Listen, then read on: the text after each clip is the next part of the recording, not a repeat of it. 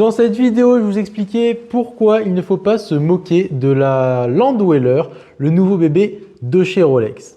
Mais avant de commencer, je tiens à dire qu'à la fin de cette vidéo, il va y avoir quelques explications sur l'atelier du calibre en lui-même. Donc si vous avez envoyé un mail ou que votre montre est à l'atelier en réparation, restez jusqu'à la fin, ça peut vous intéresser.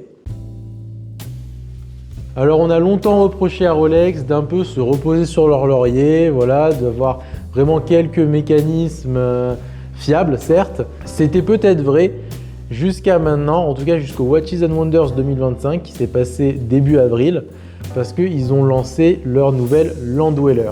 Alors quand cette montre est sortie, il y a eu beaucoup de mèmes un peu dessus.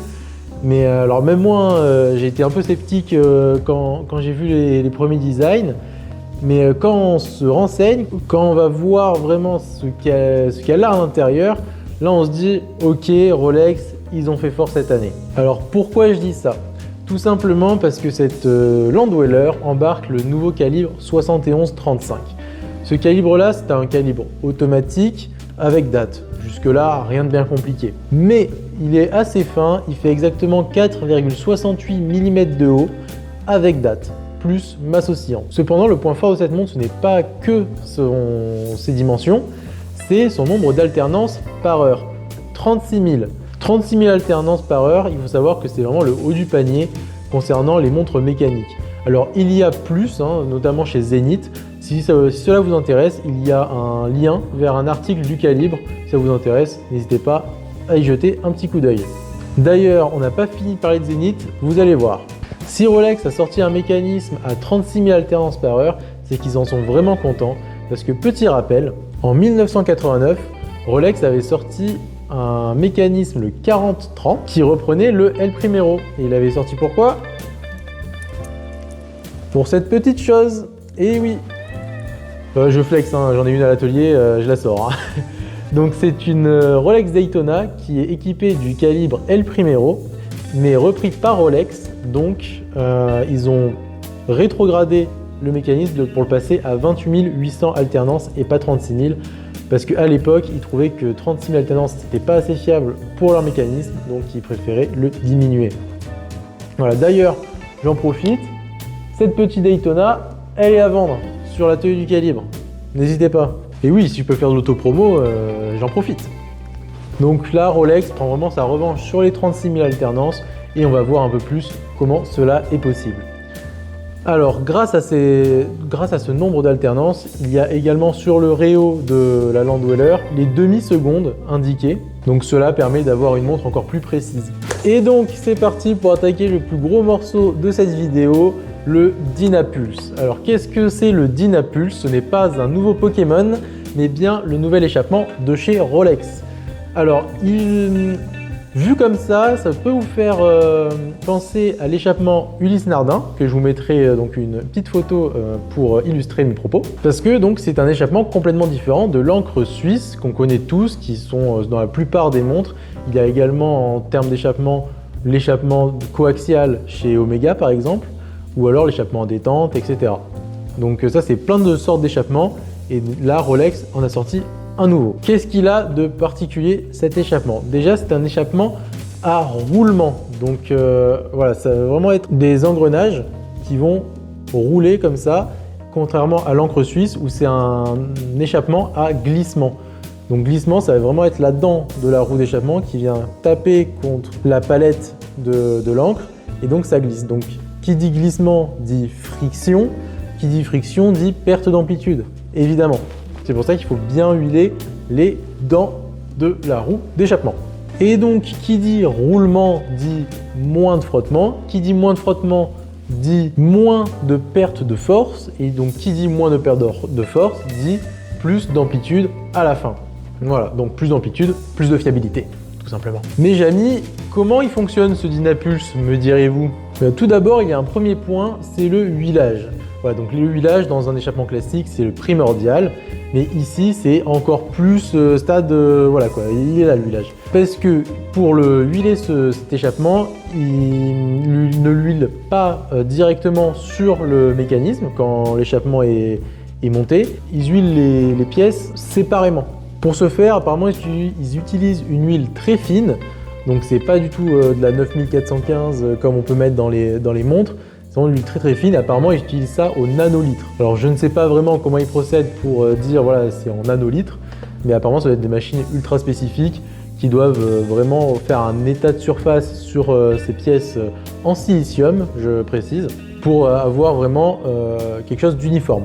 Donc cet échappement est constitué de plusieurs pièces. Il y a tout d'abord 3 roues de distribution. Donc il y a la première qui est connectée au mobilier seconde.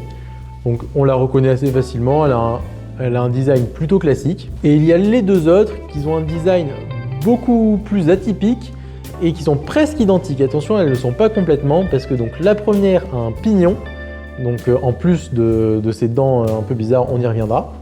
Et la deuxième n'en a pas. Alors pourquoi elle a un pignon? Tout simplement, c'est parce que c'est pour qu'elle soit connectée à la première roue de distribution. Et donc ces 2 roues-là ont plusieurs particularités. C'est là où on va un peu vulgariser pour essayer de mieux comprendre et de décrypter un petit peu cet échappement. Donc si on regarde bien, elles ont des parties qui servent de dents et de pales. Alors les dents servent justement à engrainer les roues, à les faire rouler donc. Et les pales, ça va vraiment donner l'impulsion à ce qui va être, on va le voir, la bascule d'impulsion. Alors ces dents-là, elles ont vraiment des formes de mains de Playmobil un petit peu. Voilà, et donc elles se chevauchent. Jamais une main de Playmobil va toucher une autre main de Playmobil. Et donc une main de Playmobil va prendre en entier une pale qui va la faire glisser pour ensuite qu'elle puisse donner l'impulsion à la bascule d'impulsion. C'est tout simple, c'est vraiment une par une, en fait, ça vient glisser. Vous allez voir sur la petite vidéo que je vais vous mettre à l'écran. C'est une fois que vous avez compris que c'est vraiment une par une, vous allez voir, c'est super simple. Ces roues-là, elles ont un design un peu particulier parce qu'en plus d'être en silicium, elles ont été évidées, en fait, afin de réduire leur inertie. Et donc, vu qu'elles ont moins d'inertie, cela utilise moins de force, donc un meilleur rendement. La montre tiendra donc la charge plus longtemps. Ensuite, la dent qu'on appelle la pale va venir directement donner l'impulsion à la bascule d'impulsion, donc qui remplace l'encre, parce qu'elle n'a plus du tout une forme d'encre classique. C'est vraiment une bascule qui va vraiment... Voilà, ça va basculer en fait, tout simplement. En horlogerie, le nom des pièces est quand même assez classique. Hein. Bien écoutez, je pense que tout est dit sur cette partie de l'échappement. Il y a d'autres surprises, attendez, ne quittez pas. Mais voilà, donc si vous avez des questions, évidemment, ça sera en DM, je serai ravi d'y répondre. Mais d'ici là, passons à la suite. Parce que après l'échappement, qu'est-ce qu'il y a? Il y a la régulation. Alors, là aussi, ils ont fait fort.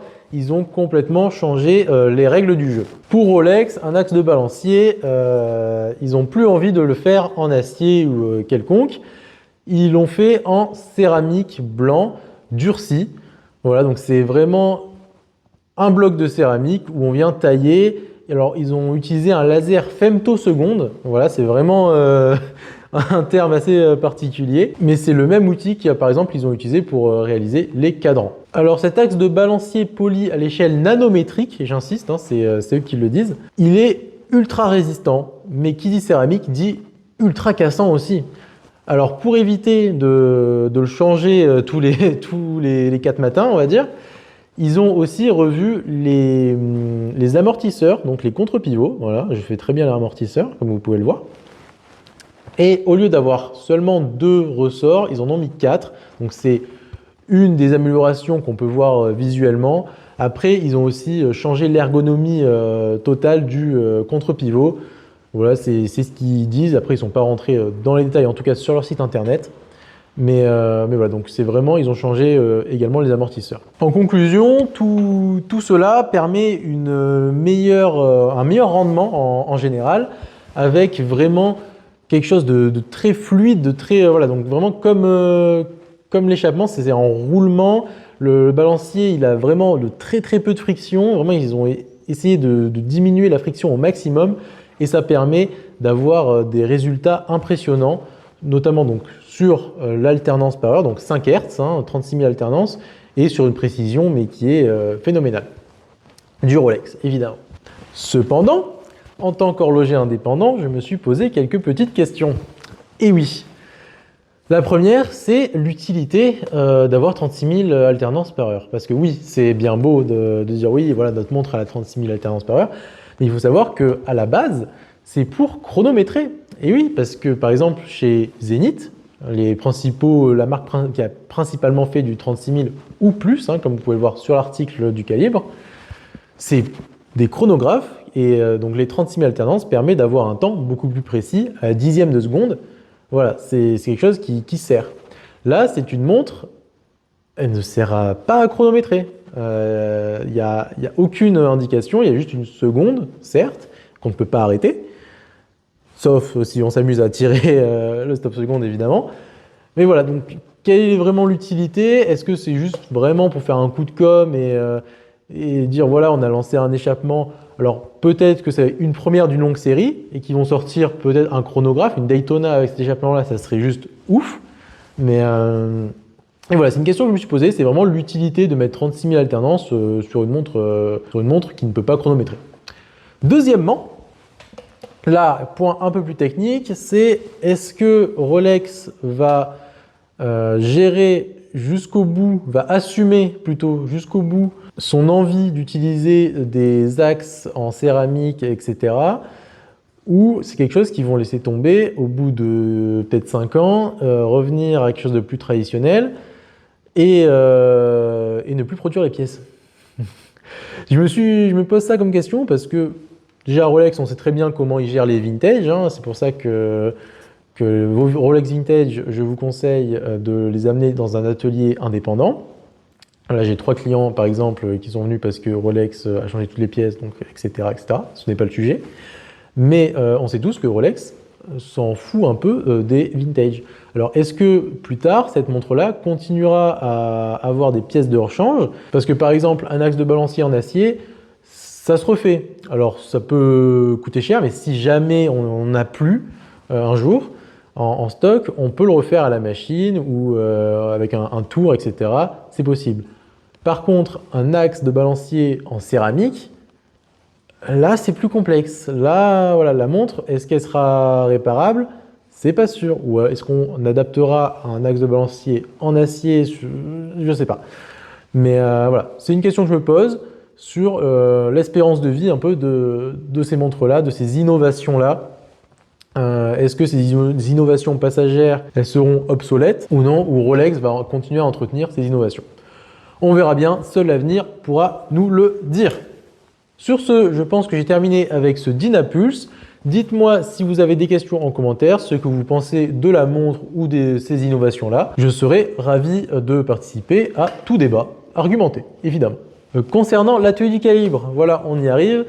Alors, on a eu pas mal de demandes et je suis tout seul en fait à gérer donc l'atelier en soi, hein, les révisions, les mails, les vidéos aussi. Donc c'est pour ça que les vidéos, ça met un peu de temps, je suis désolé. Mais j'ai trouvé un monteur qui va beaucoup m'aider et normalement on va avoir un rythme un peu plus soutenu. Vous en faites pas, je gère cette partie-là. Mais voilà, et en plus donc le côté administratif, etc., etc.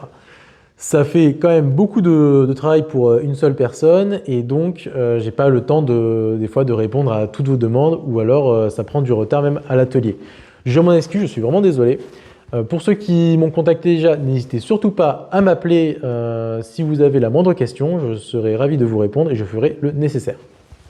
Pour ceux qui ont envoyé des mails, normalement là, j'ai répondu à la plupart. Si jamais vous êtes passé un peu entre les mailles du filet et que vous avez une question, n'hésitez pas à me recontacter par mail ou directement par Instagram.